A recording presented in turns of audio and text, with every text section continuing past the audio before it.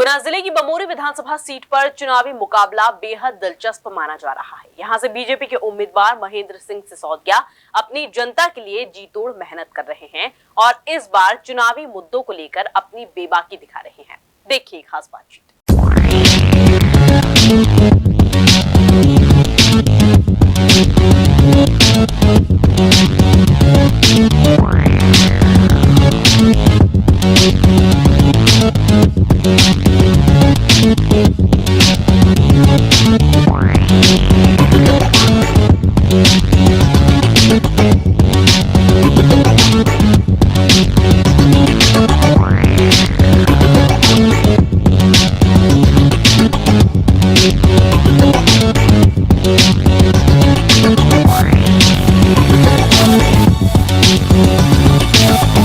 ये संजू भैया ने अच्छा विकास किया है तो वो ही आना चाहिए।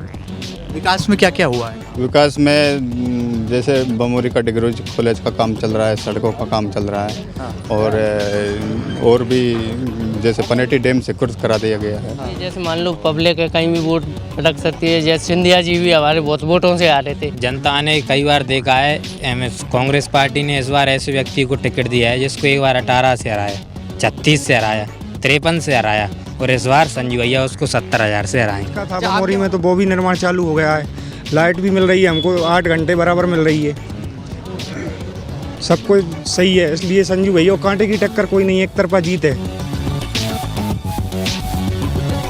बमोरी का बाहुबली कौन बनेगा इसका फैसला जरूर जनता करेगी, लेकिन विकास कार्यों के बूते बीजेपी यहां पर आत्मविश्वास से लबरेज नजर आ रही है। बीजेपी के उम्मीदवार हैं महेंद्र सिंह सिसोदिया जी। सरकार में पंचायत एवं ग्रामीण विकास मंत्री रहे हैं। लंबी सड़कों का जाल उन्होंने बिछाया है। आदिवासियों के वो हीरो और नायक माने जाते हैं। आइए बातचीत करते हैं। पसीना बहुत बहा रहे हैं लेकिन कुछ पल हमने उनसे चुराए हैं और बातचीत के लिए ये पल आपके साथ साझा कर रहे हैं। माननीय उम्मीदवार जी, किस तरह से सिसोदिया जी आप देख रहे हैं, हम जब जनता के बीच जाते हैं, गाँव में जाते हैं तो विकास और विनाश का ये चुनाव कहा जा रहा है, आपका क्या दावा है?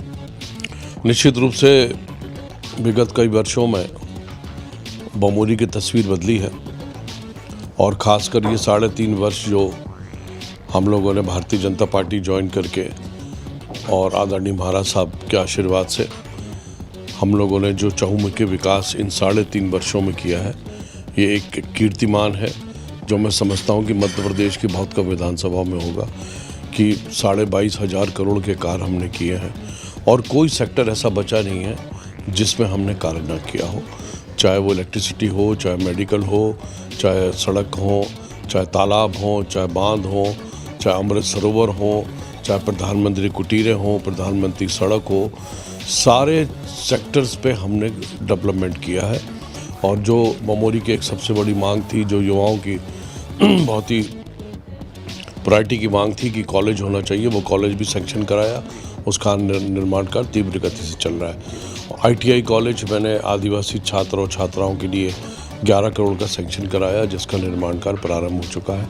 और अपने ही विभाग से मैंने एक ट्रेनिंग सेंटर जिसमें कई प्रकार के ट्रेड्स होंगे, हॉस्टल फैसिलिटी होगी, हॉस्पिटल फैसिलिटी होगी, 11 करोड़ का म्याना में सैंक्शन कराया, जिसका काम भी तीव्र गति से चल रहा है। तो इन सब के साथ साथ जो सबसे इम्पॉर्टेंट चीज़ होती है हमारे भारत शासन की और मध्य प्रदेश शासन की जो योजनाएं हैं, जिसमें BPL कार्ड है, राशन की पर्चियां है, आयुष्मान के कार्ड्स है, ये कांग्रेस के रिजीम में ज़ीरो थे।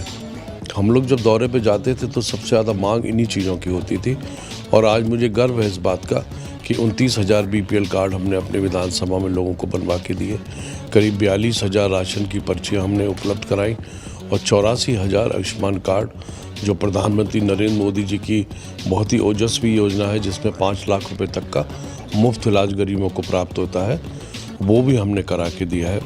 और हमारे माननीय मुख्यमंत्री शिवराज सिंह जी ने जो लाडली बहना योजना है, उसमें मेरी विधानसभा में 55,000 बहनें जो है वो इस योजना से लाभान्वित हो रही हैं। और इससे पूर्व लाडली लक्ष्मी योजना, संबल योजना, तमाम सारी ऐसी योजना है जो भारतीय जनता पार्टी की सरकार में आई हैं। और जहाँ विकास होता है, क्योंकि जनता सुनती सबकी है और करती वही है जहाँ उसको सत्यता दिखती है। झूठ थोड़ी देर के लिए चलता है मगर अंतोगत्वा विजय सत्य की होती है। हम आदिवासियों के बीच गए तो वो उनसे आपका एक पारिवारिक रिश्ता है, वो आपको जो है अपना सेवक, अपना नायक मानते हैं। आप मानते हैं कि बमोरी इलेक्शन में जनजातीय वर्ग एक बड़ा गेम चेंजर है, यदि वो आपके पाले में आता है तो जीत आपकी सुनिश्चित होगी? जिस दिन से मैंने राजनीति प्रारंभ की है उस दिन से लेके आज तक आदिवासी वोटर जो है वो मेरे साथ खड़ा रहता है। चाहे मैं कांग्रेस में खड़ा हूँ तो कांग्रेस में वोट डालता था। आज जब हम लोग भाजपा में आए और भाजपा में आने के बाद जो 75 साल का जो ट्रेक रिकॉर्ड था उनका कि वो कांग्रेस को ही वोट करते थे, उन्होंने अपने आप को चेंज किया और आदरणीय महाराज साहब के नेतृत्व में सब लोगों ने कांग्रेस को जिताया और बहुत अच्छे वोटों से जीत हुई। मेरा और उनका पता नहीं क्या रिश्ता है पूर्व जन्म का, किंतु ये सच है कि मेरे दरवाजे से कोई आदिवासी खाली हाथ नहीं जा सकता है। जिस सोफे पे बड़े लोग बैठते हैं उसी सोफे पे मेरा छोटे से छोटा आदिवासी भाई भी बैठता है। और एक सबसे बड़ा कारण ये भी है कि आदरणीय महाराज साहब जिनका परिवार सिंधिया परिवार ने इन आदिवासियों के लिए हमेशा से काम किया है और वो भी एक बहुत बड़ी वजह है जिसकी वजह से आदिवासी हम लोगों के साथ जुड़ा हुआ है। उपचुनाव में केएल अग्रवाल आपके सामने थे और इस बार चुनाव में उनके बेटे हैं। कुछ चुनौती कांग्रेस आपको नजर आती है, क्योंकि आपकी पुरानी पार्टी भी है और अब आप कांग्रेस के भी गुरु मंत्र जानते हैं और भाजपा के भी जानते हैं, कुछ चुनौती? मुझे तो किसी प्रकार की कोई चुनौती नहीं लगती है। पहले उनके पूज्य पिताजी को मैंने 3 इलेक्शंस में कंटिन्यूटी में हराया और ये उनके जो चिरंजीव थे ऋषि अग्रवाल जी, उन्हीं ने पूरा इलेक्शन का मैनेजमेंट उस समय भी उनके हाथ में था और आज वो स्वयं प्रत्याशी हैं। कोई चुनौती मैं नहीं मानता। आखिर में केंद्रीय मंत्री ज्योतिरादित्य सिंधिया जी का गुना प्रेम पूरे देश में किसी से छुपा नहीं है और बमोरी को वो अपना परिवार मानते हैं।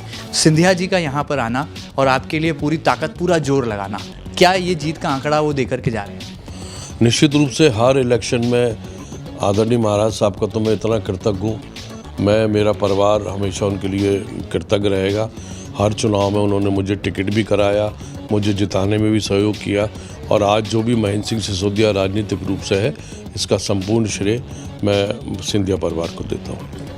देश में कहा जाता है कि राजा जो है वो प्रजा की रक्षा के लिए, प्रजा के विकास के लिए, अपनी नगरी को आगे बढ़ाने के लिए, उन्नत बनाने के लिए काम करता है।